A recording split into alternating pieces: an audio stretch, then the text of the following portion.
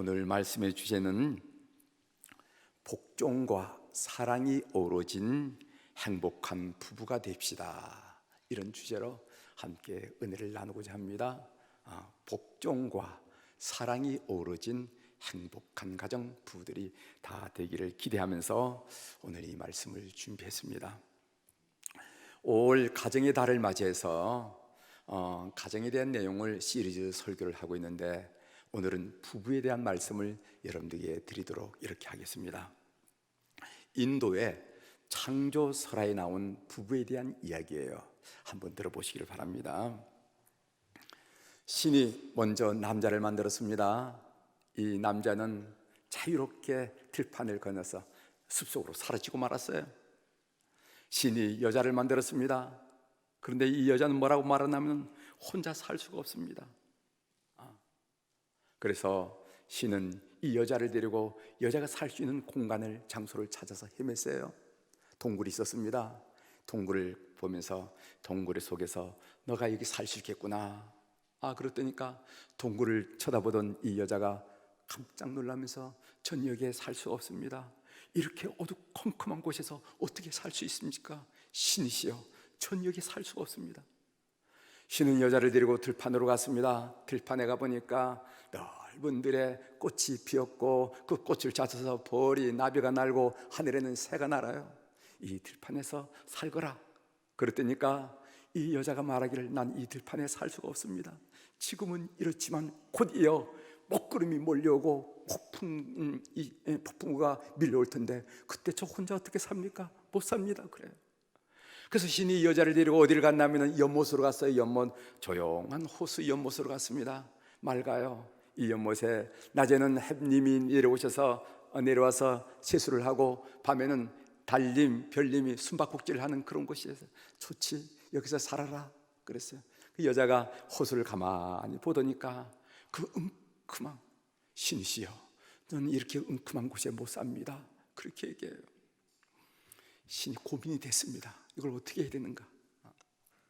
그런 고민하고 있는 어느 날 남자가 숲속에서 탁 나타나는 거예요. 먼저 만들었던 남자가 햇볕을 뒤에 등에 이고 휘파람을 불면서 나타납니다. 신이, 그래, 이 여자를 저 남자에게 맡기면 되겠다, 그렇게 했어요. 여자를 보고 넌 저 남자에게 가 살아라. 남자의 가슴을 이 여자가 가만히 보니까 남자의 가슴을 보니까 어떤 일이 벌어졌냐면은 거기는요, 동굴보다 더 컴컴함이 있고, 그리고 폭풍우보다 다혈질이 보이고, 그리고 호수보다 더 깊은 은큼함이 있더라, 이 말이지. 그래서 이 여자가 소스라치게 놀라면서, 신이시여, 저 남자 가슴에 못 살겠습니다. 저 가슴을 어떻게 살겠습니까? 여러분, 남자 가슴이 그렇다는 겁니다. 남자 여러분들 동의하십니까? 그때 신이 얘기했다는 겁니다. 뭐라고 얘기했냐면은, 너는 이 남자의 가슴 속에 들어가 살아라.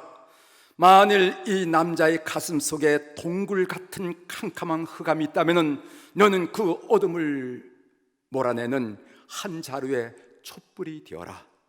만일 남자의 가슴 속에 사나운 비바람이 일거든 너는 향기를 날리는 한 떨기 꽃이 되어라. 그리고 만일 남자의 가슴 속에 음침한 구석이 보이거든 너는 찬란한 빛을 발하는 하늘의 진주가 되어라.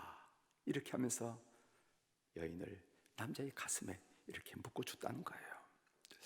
여러분, 이 이야기가 주는 교훈이 뭔지 여러분 잘 아시죠? 부부의 행복이라는 것은 거저 주어지는 것이 아니라 노력이 필요하다는 것입니다. 여자는 가만히 있으면 저절로 행복이 올 줄 알았어요. 그러나 그런 곳은 이 세상에, 이 우주 안에 어디에도 없다는 것입니다. 흑암을 거두는 노력, 사나운 비바람을 잠재우는 노력, 음침함을 몰아내는 노력, 그 노력이 있어야만 부부의 행복은 주어진다 하는 그런 이야기입니다. 여러분 동의하시죠? 게리 토마스는 그의 책 사랑학교에서 이런 얘기를 했어요. 우리 중 누구도 상대를 5, 60년 동안 계속 매료시킬 만큼 매력적인 매혹적인 사람은 없다. 아무도 없다. 우리 중에 누구도 그 상대를 50년, 60년 동안 매료시킬 만큼 매혹적이고 매력적인 남자도 없고 여자도 없다는 거예요. 대여섯 번의 데이트라면 문제가 없다.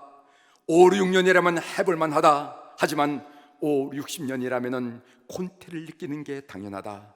이런 결혼 관계를 극복하려면 위대한 집념이 필요하다 하면서 위대한 집념이라는 얘기했습니다. 그는 위대한 집념을 뭐라고 말했냐면 하나님을 향한 믿음이라고 얘기했어요. 다시 말씀드린다면 하나님을 향한 믿음이 없으면, 그 부부 사이에 하나님을 향한 믿음이 없으면 그 누구도 부부관계를 장담할 수 없다는 것입니다. 장담할 수 없다. 게리 토마스는 이렇게 말합니다. 하나님 나라의 삶을 대체할 수 있는 것은 없다. 그분이 우리를 그렇게 창조하셨기 때문이다. 위대한 집념이 없는 결혼 생활은 콘테에 반드시 빠지게 되어 있다. 시간 문제일 뿐이다 그랬어요. 하나님을 향한 믿음이 없으면요, 그 이성이 만나서 콘테에 빠질 수밖에 없다는 겁니다. 그 시간 문제. 좀 인내력이 있으면 조금 더 길고, 인내력이 없으면 좀 짧을 뿐이지 반드시 그렇다는 거예요. 여러분, 이 이야기를 귀담아 들어야 할 고민이라고 저는 믿습니다. 기억하십시오. 여러분들도, 여러분 자녀들도 꼭 귀담아 듣고 가르쳐야 할 말씀이라고 생각합니다. 오늘 저는 본문을 중심으로 아내가 남편에게 해야 할 일은 무엇인지, 남편이 아내에게 해야 할 일은 무엇인지를 살펴보도록 하겠습니다. 바울 사도가 에베소서를 쓸 당시의 상황과 오늘 우리가 살아가고 있는 21세기의 상황은 달라요. 그거 압니다. 그러나 오늘 여러분들이 본문을 읽고 본문을 해설하는 가운데 이 부부를 향한 하늘 아버지의 마음을 우리가 느꼈으면 좋겠어요. 하늘 아버지의 마음, 그 의도를 우리가 알아챘으면 좋겠어요. 그런 마음으로 오늘 여러분들에게 말씀 나눌 때 여러분들에게 은혜가 되기를 주의 이름으로 부탁을 드립니다. 먼저 아내가 남편에게 할 일은 무엇인가? 아내들 잘 들으십시오. 성경은 아내가 남편에게 해야 할 일은 복종이라는 단어로 설명하고 있습니다. 이 복종이란 단어에는 권위적인 냄새가 풍기죠. 그리고 또 봉건적인 냄새가 풍기죠. 그리고 남성 권위적인 냄새가 묻어있죠. 그러나 성경이 아내에게 요구하는 덕목은 분명히 복종이란 단어를 우리가 아무리 애써 무시해도 무시할 수 없는 상이라는 것입니다. 여러분, 에베소 5장 22절에 보면은 아내들이여 자기 남편에게 복종하기를 죽게 하듯 하라. 에베소 5장 24절 그러므로 교회가 그리스도에게 하듯 아내들도 범사에 자기 남편에게 복종할지니라. 아내는 남편에게 어떻게 복종하라고 가르쳤냐면은 아내들이여 자기 남편에게 복종하기를 죽게 하듯 하라. 주님께 복종하듯이 남편에게 복종하란 말입니다. 그 복종은 절대적이라는 말이에요. 절대적인. 이 말씀은 하나님께서 보이신 예수님으로 가정에 남편을 두었으니까 우리 성도들이 주님께 복종하듯이 그렇게 복종해야 마땅하다라는 가르침이라는 것입니다. 아무리 못나고 아무리 못 배우고 아무리 부족한 남편이라 할지라도 그 남편에게 복종하라는 것입니다. 이것이 하나님의 말씀, 성경의 명령이라는 것을 우리 성도들이 간과해서는 안 된다는 것입니다. 그러면은 아내는 구체적으로 어떻게 남편에게 복종할 것인가? 조금 구체적인 사항을 오늘 여러분들에게 나누고 싶은데 제가 여러 가지가 있지만은 세 가지만 말씀을 드릴 텐데 오늘 드린 말씀을 여러분 생활과 한번 견지어 보시기를 바랍니다. 첫 번째로 가정을 안락한 장소, 즉 격려와 위로와 이해가 있는 공간으로 만들어 줌으로써 우리는 남편에게 복종할 수 있다는 것입니다. 아내 여러분, 집에 들어가기 싫다, 집에 들어가면 피곤하다, 술을 마시지 않고는 집에 들어갈 수 없다 라고 말하는 남편들이 있다는 사실을 여러분 아십니까? 남편은 당연히 들어올 줄 아는데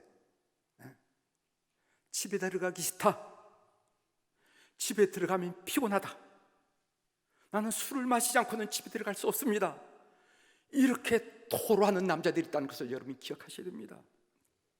제가 어느 세미나에서 들은 이야기입니다. 호텔에 벨보이가 있잖아요. 벨보이가 손님의 짐을 방에 들어놓고 뭐라고 한마디 인사를 하고 고개를 꾹뻑하고 돌아갔습니다. 그 인사말을 들은 남자 손님이 갑자기 놀라면서 도망을 쳤다는 거예요. 이 남자 손님은 도대체 무슨 얘기를 들었길래 갑자기 도망쳤을까? 무슨 얘기인지 아세요? 벨보이가 한 얘기입니다. 고객님, 집처럼 편안히 쉬다 가십시오. 집처럼 얘기가 나오면 정신이 번쩍 들어가지고 그냥 갔다는 거예요. 특별히 코로나19 바이러스 사태로 실직한 남편들의 가정에서의 위상이 어려워질 수가 있습니다. 더 이상 가정의 경제 생활을 책임지는 든든한 가장이 되지 않을 수가 있습니다. 더 이상 자녀들이 친구들에게 우리 아빠는 이런 분이야 라고 떳떳하게 소개해 줄 수 있는 그런 아버지가 안 될 수가 있습니다. 더 이상 아내가 마냥 의지할 남편이 아닐 수가 있습니다. 그때 아내의 태도에 따라서, 그때 가족들의 태도에 따라서 남편은 견디지 못하고 거리로 뛰쳐나갈 수 있다는 것을 우린 기억하셔야 됩니다. 그들에게 가정은 안락한 장소가 안 될 수도 있다는 거예요. 조금 전에 제가 여러분들에게 소개했던 게리 토마스의 그 사랑학교라는 이 책에 이런 이야기가 있습니다. 당신이 남편에게 얼마나 잘해주고 있는지 감을 잡고 싶다면 이것 하나만 생각해 보라. 며느리가 당신의 아들을 대할 때 지금 당신이 남편에게 대하는 것처럼 했다면 당신의 기분이 어떻겠는가? 우리 며느리에게 고맙고 감사한 마음을 생각하고, 아니면은 며느리를 야단치고 싶겠는가? 이거 따져보라는 거예요. 여러분 무슨 말인지 알죠? 내가 지금 남편에게 하는 일을 우리 며느리가 아들에게 그대로 할 때 했을 때 저 괘씸한 거, 야단을 치겠다라는 생각을 하게 되는지, 아니면 아유 남의 딸이지만은 참 고맙고 감사하구나 이런 생각이 드나 이 말이지. 두 번째로, 가정에서 남편의 권위를 높여줌으로써 남편에게 복종할 수가 있는 것입니다. 남편을 깎아내리는 말을 하지 말아야 됩니다. 가족들이 남편에 대하여 부정적인 인상을 갖도록 해서는 안 됩니다. 너희 아버지처럼 고집불통인 사람은 보다가도 처음이다. 사탄이 어떤 존재인지 알려면은 네 아버지를 봐라. 사탄이 아니냐? 내가 어쩌다가 너희 아버지 같은 무능한 사람을 만나서 이 고생을 평생 하는지 모르겠구나. 이런 얘기를 해서는 안 된다는 겁니다. 아내는 자녀이거나 다른 사람이거나 간에 남편에 대항하는 어느 누구의 편을 들어줘는 안 돼요. 어떤 일이 있더라도 아내는 남편 편으로 들어줘야 됩니다. 우리 남편은 남편이 됩니다. 친정 어머니가 뭐라고 해도 맞장구 쳐서는 안 됩니다. 김서방은 하는 짓이 왜 그래? 그러게 말해요. 그러니 내 속이 터지지 않겠어요? 이렇게 맞장구를 쳐주면은 남자의 위치가 어설퍼진다는 거예요. 세 번째로는 가정 경제 생활에 만족함으로써 수도사나 철학자가 아닌 우리 같은 보통 사람들은요, 나는 가난해도 먹을 것이 없어도 행복하다 이렇게 말할 수는 없을 것입니다. 그러나 수입의 많고 적음에 따라서 행복의 정도를 가늠한다는 것은 어리석은 일이라는 것입니다. 남편 월급이 적으니 많으니 왜 우리는 이렇게 살아야 되느니? 누구는 한 달치 월급이 얼마라는데 당신을 만나서 내 팔자가 이렇게 꼬였다느니?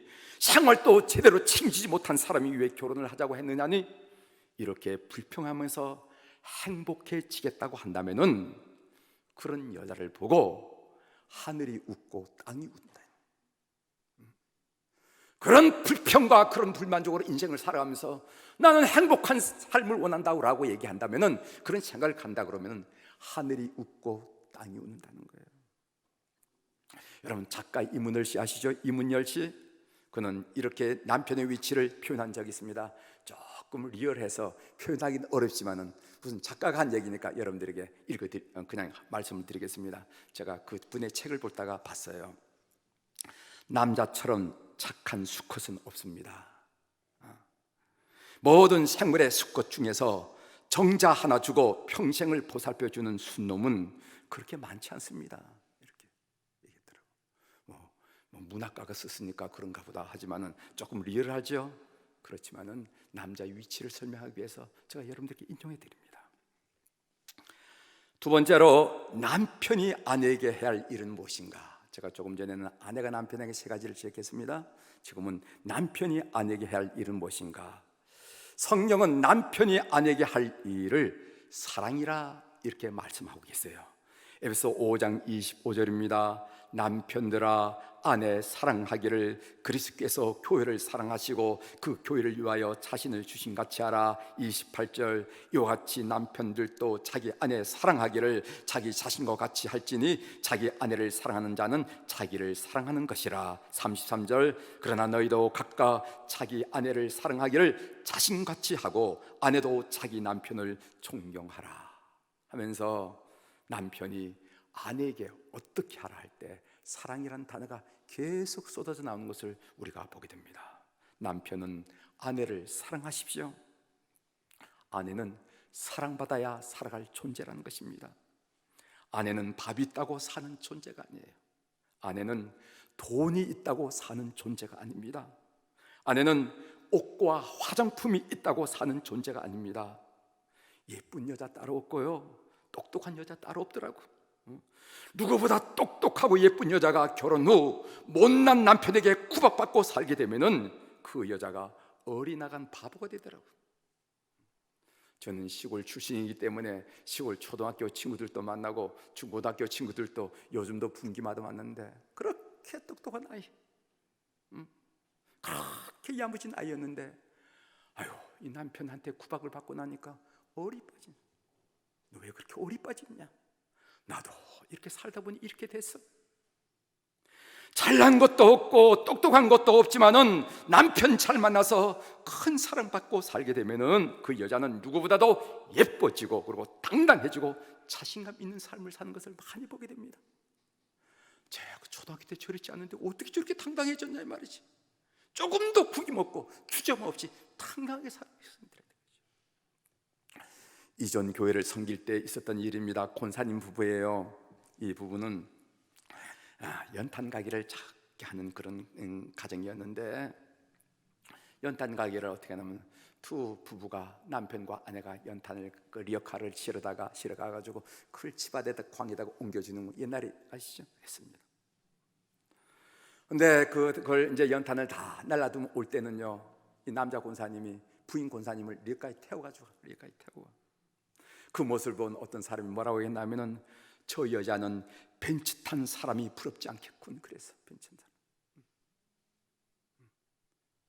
하루 종일 힘들게 일하면서 그 마지막 순간 그 아내를 태워가지고 오는 남자를 보면서 그 앞에 있는 여자를 보면서 저 여자는 벤츠 탄 사람이 부럽지 않겠군.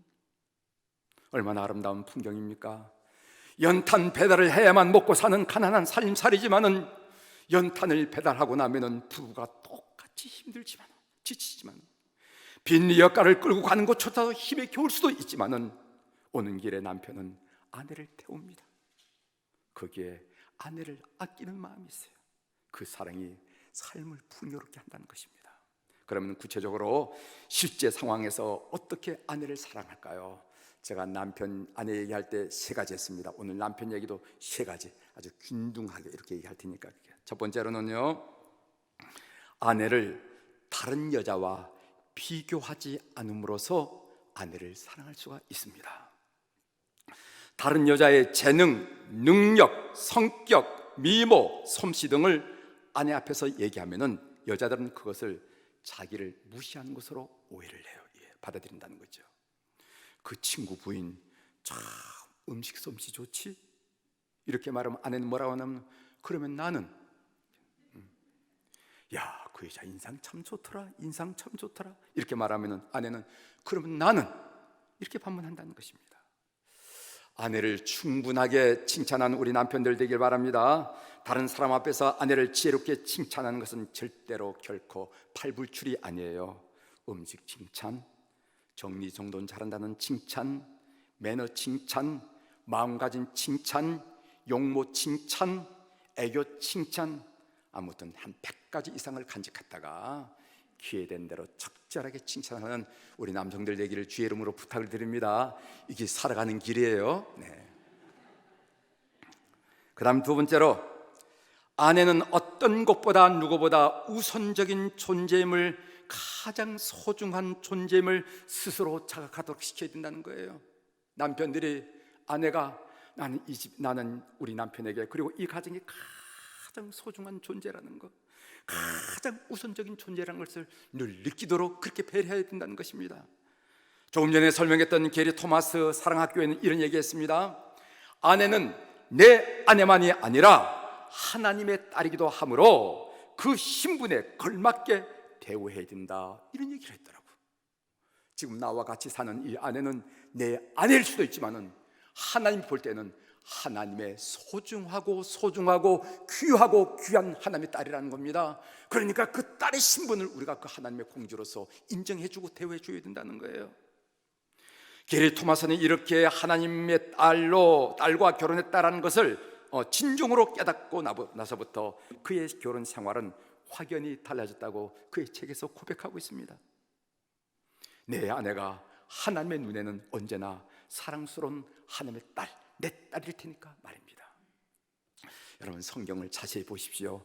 하나님께서 천지를 창조하신 다음에 하신 말씀은 보시기에 좋았더라 했습니다. 그런데 단 한 번 보시기에 좋지 못하니 라는 말씀이 있어요. 그것은 아담이 혼자 있는 모습을 보시고, 즉 아담의 고독을 보시고 좋지 못하다, 이렇게 말씀하셨습니다. 창세기 2장 18절이죠.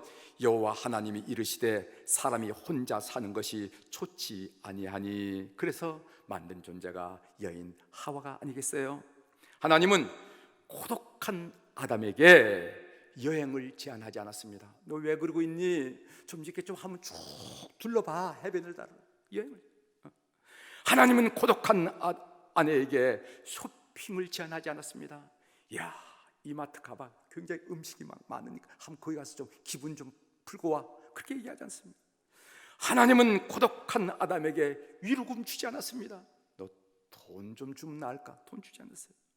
하나님은 고독한 아담에게 10명의 여자를 준 것이 아니라 한 명의 아내 하와를 줬다는 것입니다. 그러니 그 여자가, 그 아내가 얼마나 소중한 존재입니까? 아내가 나는 남편에게 최고의 존재이다, 나는 소중한 존재이다 라고 스스로 인식할 수 있도록 배려를 하라는 거예요. 세 번째로는 아내의 여러 가지 욕구를 충족시켜 줌으로써 아내를 진정으로 사랑할 수 있습니다. 아내는 인간이지 신이거나 천사가 아니에요. 아내는 포주고 또 포주어도 마냥 솟아나는 샘물이 아닙니다. 아내도 번아웃 될 수가 있고, 아내도 녹초가 될 수가 있어요. 그런 것들을 배려하고 공급할 줄 알아야 된다는 것입니다. 여러분, 베드로전서 3장 10절에 이런 말씀이 있습니다. 베드로전서 3장 7절에 남편들아, 이와 같이 지식을 따라 너희 아내와 동거하고 그를 더 연약한 그릇이요 또 생명의 은혜를 함께 이어받을 자로 알아 귀히 여기라, 이렇게 말씀하셨습니다. 아내는 어떤 존재라면 연약한 그릇으로 알아라는 거예요. 연약한, 툭 치면 떼어지고 툭 치면 금이 가는 연약한 그릇으로 알아라는 거예요. 그래서 아내에게는 육체적인 편안함이 필요합니다. 쉼이 필요해요. 아내에게는 정서적인 안락감이 필요합니다. 아내는 사회적인 소속감이 필요합니다. 아내에게는 영적인 활력이 필요합니다. 아내의 이런 여러 가지 인간적인 욕구를 충족시키는 일에 우리 교들이 피해야 돼요. 저는요, 가장 바보스러운 남자가 어떤 남자로 생각하냐면, 아내 교회 못 나가게 한 남자가 제일 바보스럽다.